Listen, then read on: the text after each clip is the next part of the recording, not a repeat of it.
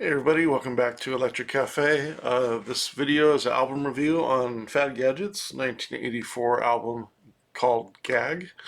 This was the band's fourth and last album.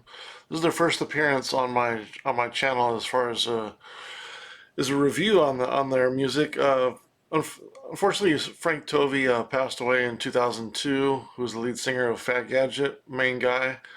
Um, Unfortunately, he didn't. He ended up. I saw Depeche Mode on the Exciter tour that year, and Fat Gadget was the opener in Europe for that tour, and unfortunately passed away in April of 2002, and had some health issues. So unfortunately, didn't get a chance to see him live ever, which was kind of unfortunate because it would have been a nice comeback um, uh, concert in a way, a kind of opportunity to see him live, which I really never got the chance to do, and which is kind of unfortunate because I always really appreciated Fat Gadget's music and their inspiration and their forward-thinking music and very avant-garde, artsy sort of mix of electronic and a little bit of funk and electro and industrial and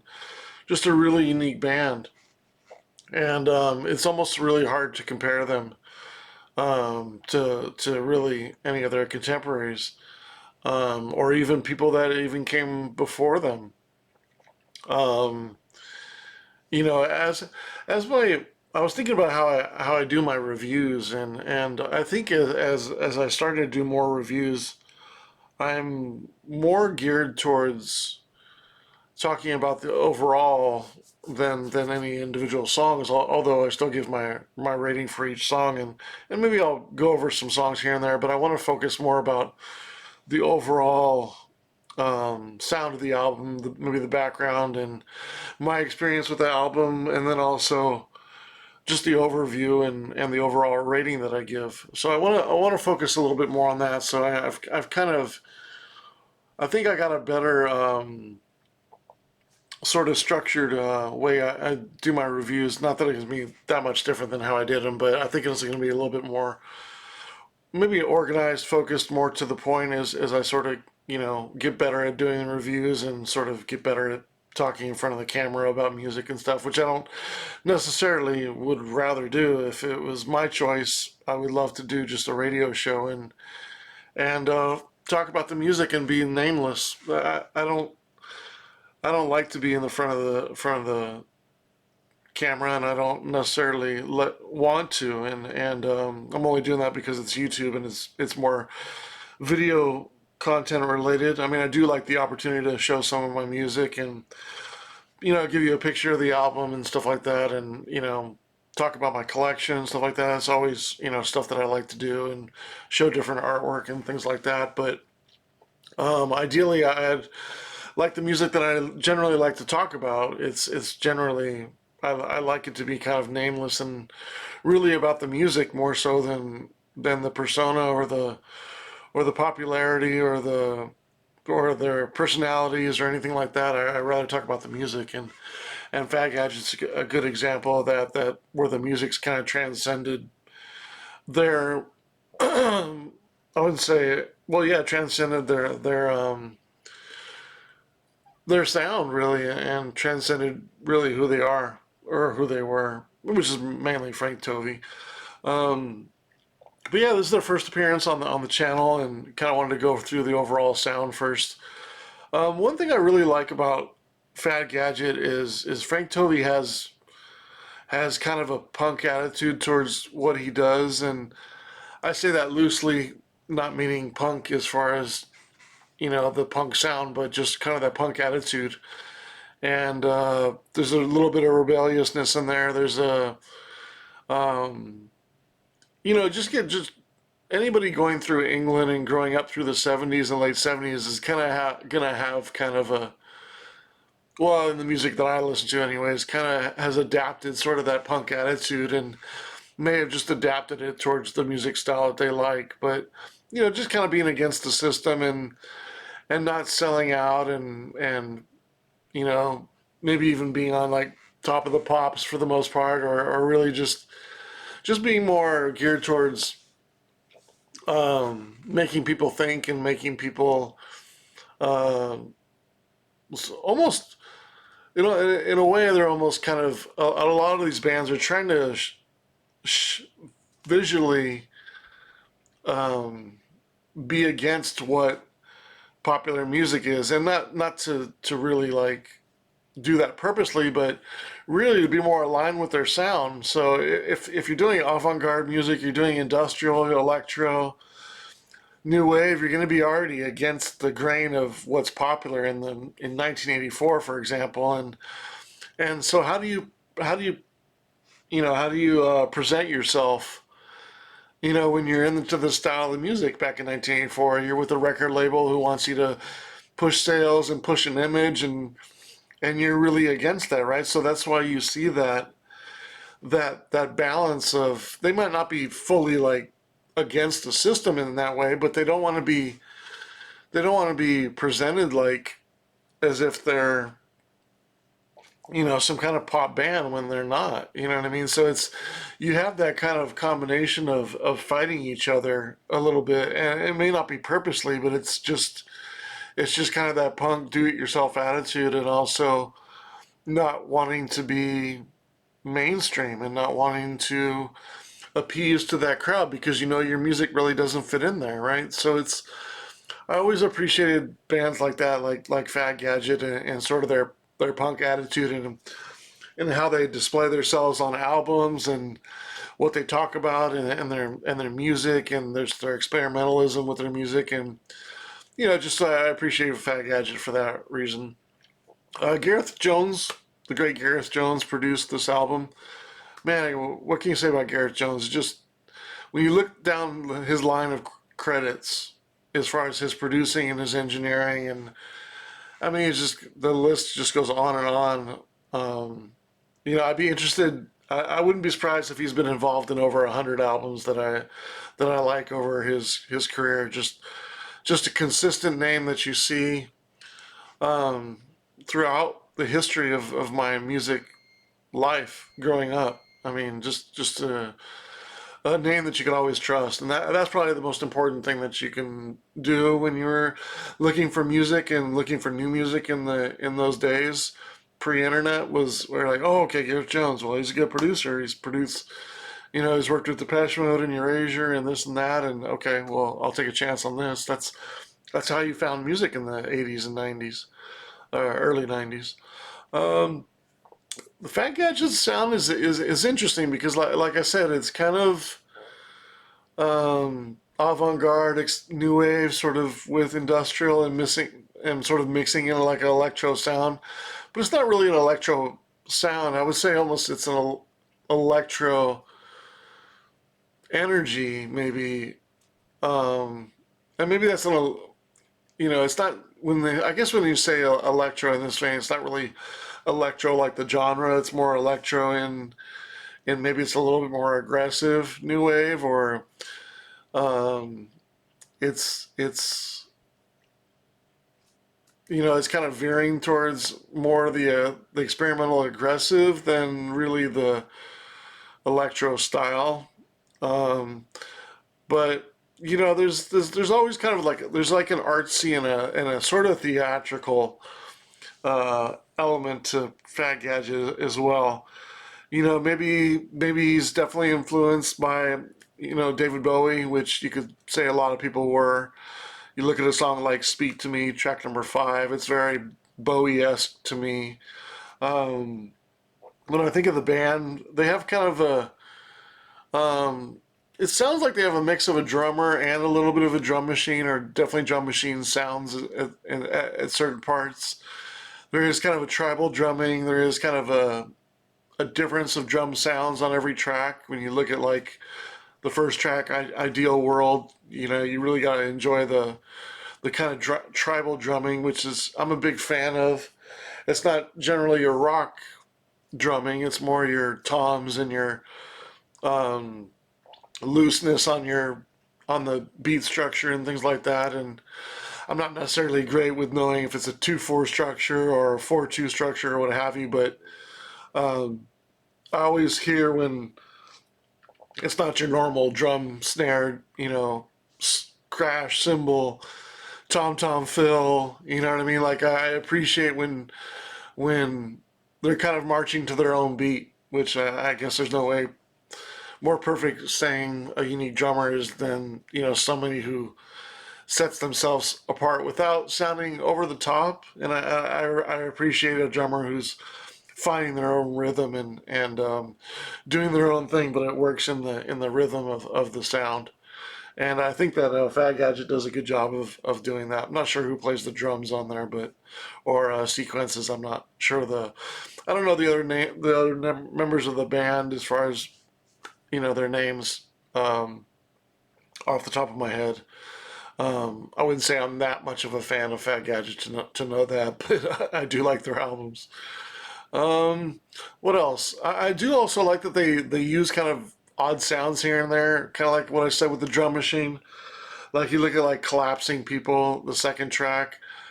There's some synth sounds that are unique. There's also some odd melody uniques that odd melody sounds that are unique. Like they sounds like they use some xylophones and some thimbles, and there's definitely like some glass jar sounds, and there's like a childlike piano in the track Sleep.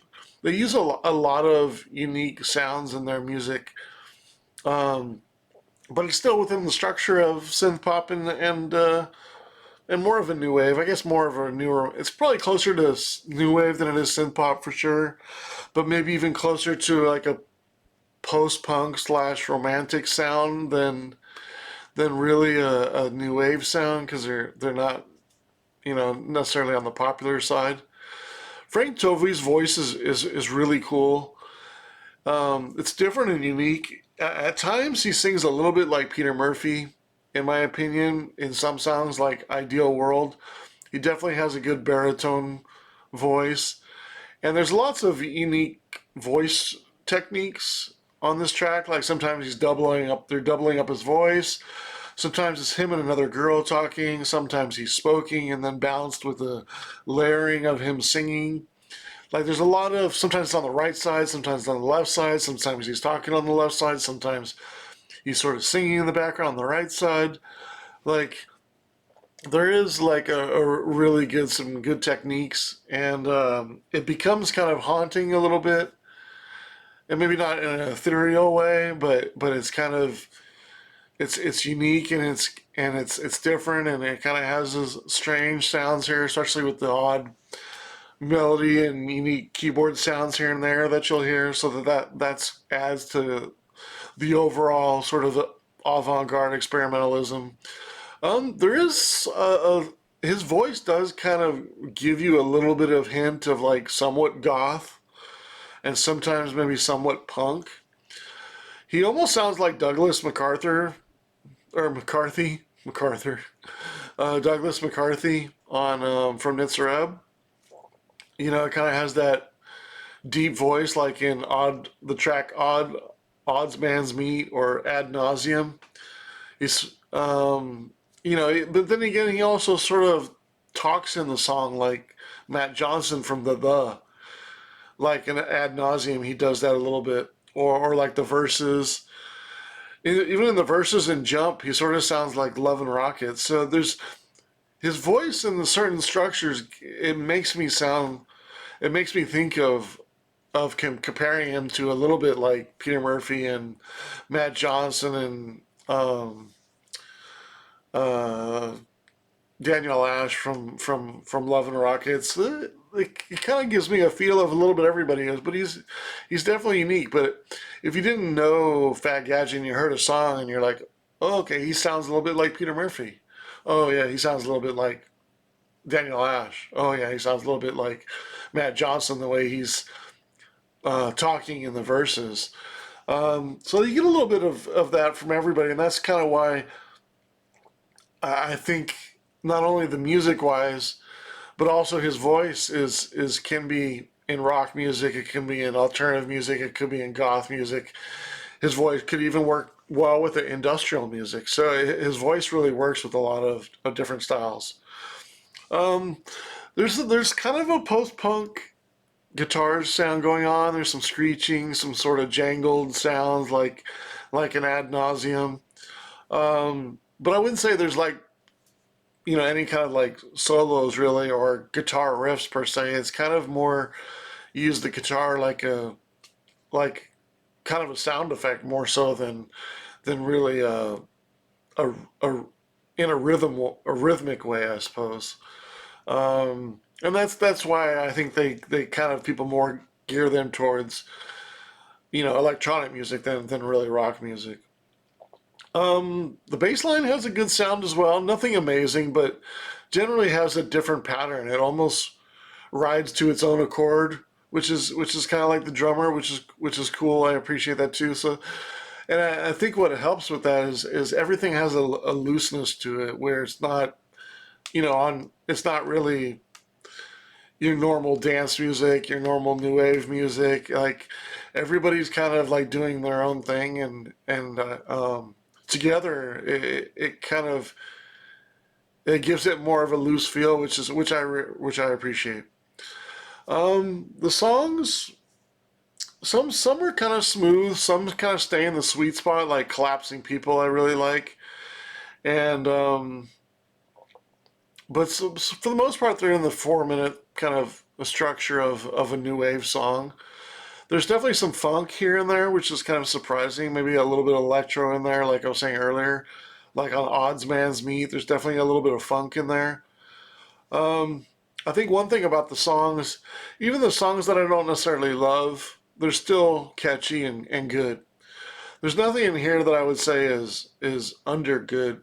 I mean, I have every song over rated over 2 stars, so I find every track at least good in here. When I look at the tracks individually, Ideal World, one of my favorites on the album, 3.5 stars. Collapsing New People, probably my favorite, 3.75 stars. Sleep, 2.5 stars. Stand Up, 2.5 stars. Speak to Me, 2.5 stars. One Man's Meat is probably my least favorite, 2 stars. The album does end a little bit stronger. I like The Ring, 3.25 stars. Jump, 2.5 stars, and then Ad Nauseum, which is the longest track to end the album, 3 stars. So overall, I rate the album, or I add up the stars. It's 25.5 stars divided by 9, which is a 2.83, which is really strong. I think of the opportunities, maybe a few better songs here and there. Nothing elite on here. I'd say like you have to hear this track. I think this is a really solid album, a really good album. But I can't say it's a very good album. It's not in the 70s for me. I have it a 68 out of 100, which is really close to very good. But I think it's a album on the high side of being of me saying it's a good album. My overall thought is maybe one of the most unique, strangest, and one of the most clever new wave albums of the early 80s, in the first half of the 80s. But um, nothing's really like grabs your attention to like the elite category but it's a well balanced album, and if you like something unique and something, um, I would say strange as far as like it being like really odd, but just, in the new wave synth pop category, it's probably a little bit stranger. Definitely one of the most unique and clever albums, and wouldn't say attempts at new wave, but definitely an example of one that's on the more clever or unique side. But yeah, really strong album. Really close to being very good. I think it's just um, a maybe a strong song away, or maybe a little bit higher consistency on the albums, the tracks. But I think they're all above good. Just maybe if a couple more were in the very good range. It's a balanced album. I have 4 songs that are very good. I have 5 songs that are good. So it's on the high side of good, which makes sense when I do my checks and balances with my song ratings. But yeah, 68 out of 100. Fad Gadget's 1984 album Gag. All right, thanks so much for watching.